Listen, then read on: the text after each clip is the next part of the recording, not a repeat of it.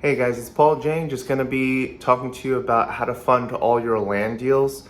So there's always going to be two types of sellers. One type is going to be the one that's okay with you having the property over a longer period of time, either through an option period or just a longer contract.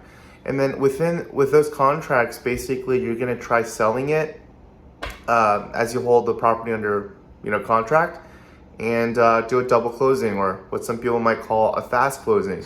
You could use another person's funds. Some investors will pay like a certain percentage up to like a minimum of like $1,500, but those are really easy when you could bring the buyer and seller together. The hard one is the person that wants the money and wants it now. And if you got a good deal and you need to source it, there's a couple avenues. What I did was I self-funded a lot of my own deals using, personal savings. Then I turned to lines of credit. So if you go to your credit union, you could open up lines of credit and use that to purchase your property. There's some other stuff out there, utilizing credit cards with Plastique. Check that out. I bought a property like that. It's kind of glitchy. I found for when I tried closing on it and I had to, pull funds from another source. So savings, credit union, check out Plastique with credit cards if you need that. And then either a JV partnership if you can't, if those options aren't open to you. And this is really for the person that wants the cash, within 30 days or 2 weeks. You need to find a partner. One of the most active ones is parcel funders, but I think they're getting more and more saturated with deals. But there's different ones out there. I think there's a guy named Travis. I know there's another guy named Klein. If you check out the Facebook groups within, the land investing groups, they'll have it. I think one of the guys, Jesse Mershon, is pretty active in some of the real estate groups. He put a form out there where he listed like 30 different land funders that would do JV partnerships.